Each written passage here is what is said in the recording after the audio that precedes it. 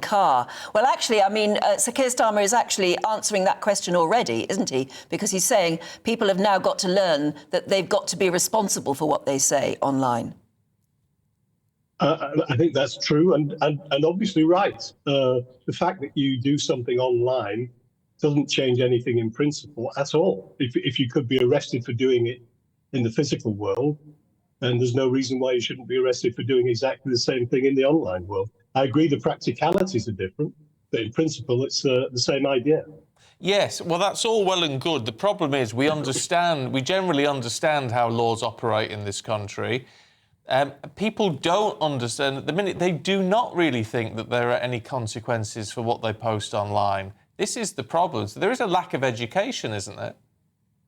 I wouldn't necessarily disagree with that, but I would remind you of the ancient principle: ignorance of the law is no excuse. And I don't think there can be anybody now, anywhere in Britain, in any doubt about the consequences of doing something which maybe, if you're right, 10 days ago they thought was okay. It's not okay, and there will be severe consequences for them in the future if they repeat that kind of thing.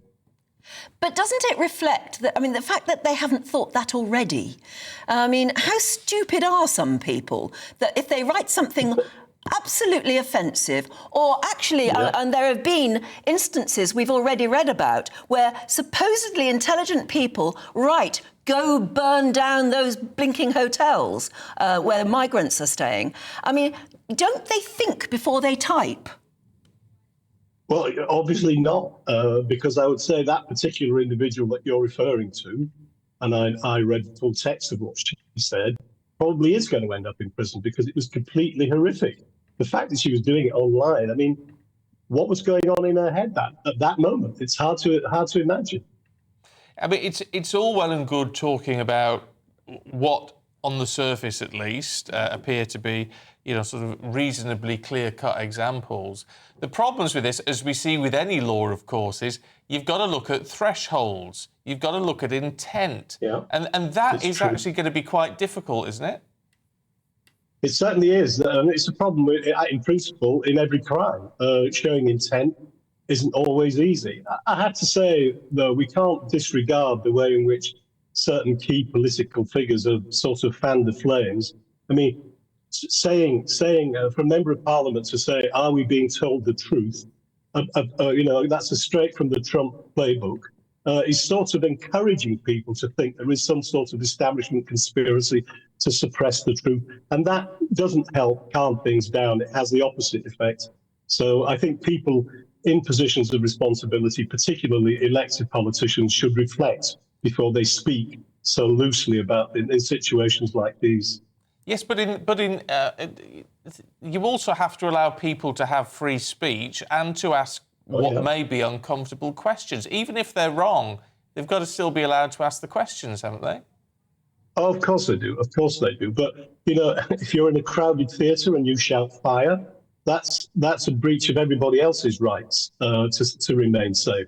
So, I mean, I get your point, and I agree with it. People should be free to express themselves, but there are limits. And very often it's common sense. If you say, go and burn down the hotels and you don't care if they all die, there's no circumstances in which you could say that that's a reasonable exercise of your right to free speech.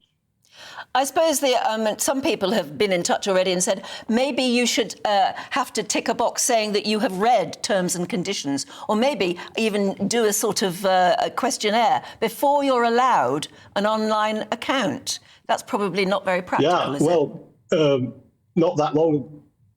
Yeah. No, it's not. I mean, the same sorts of arguments were being made about 30 years ago when people said maybe you should have to do the equivalent of a driving test before you're allowed to open up an online account. And you can see why people are repeating things of that kind, because this behaviour is inexplicable otherwise. Complete idiots but they're not all idiots. Some of them are doing it entirely deliberately, knowing exactly what they're doing, stirring up racial hatred to follow their own political agenda. But there's two sides to this, isn't there? I mean, it's people posting stuff irresponsibly, but it's also about the consumers here.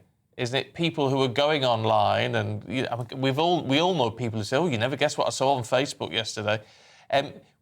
We've got to employ more critical thinking, haven't we? We do, and the companies, and this is where I think Sadiq Khan may have had a point. I mean, the Online Safety Act hasn't yet been implemented in respect of these types of issues. The law was only passed by Parliament in October of last year.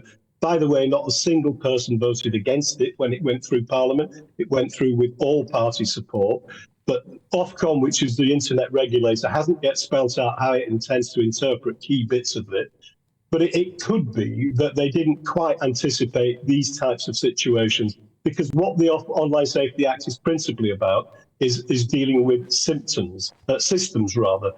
And it's asking the companies to ensure that their systems can address these issues rather than looking at individual pieces of content. So the onus is very definitely, or rather equally, it's on the online businesses who are making gigantic amounts of money out of all of this unrest, by the way, and let's not forget that. So there's a very clear onus on them to try to ensure that this type of misinformation, disinformation, whether it's unintentional or intentional, isn't allowed to spread, with the terrible consequences that we've seen on our streets over the past few days. Okay, John Carr, good to see you this morning. Thanks very much indeed. Thank you. Yeah, we'll be discussing it again a bit later on in the programme. And I think there may be a lot of people watching who just retweet things that they find interesting. Or that they agree with and they believe are true. If the police are going to follow through with these things, how protected or how guilty are you if you've just retweeted somebody else's thoughts? If you believed it to be true, then surely you can't be done, because it's about intent, isn't it? But I say it's one of those things where you've got to be very careful about what you believe. Yes. So, for instance, the tweet that did the rounds after the terrible stabbing incident in Southport, which claimed to identify the perpetrator and the fact that he was an illegal migrant who'd come over in a boat across the channel a year before or something, which was all completely untrue. But if you retweeted that just thinking, oh, that's interesting, you know, if you just retweeted that, would you be as guilty as the person who made it up in the first place? Well, this is the problem. These are the details you've got to sort out with all this sort of thing. You know, so that's the threshold issue. It's not just that clear cut.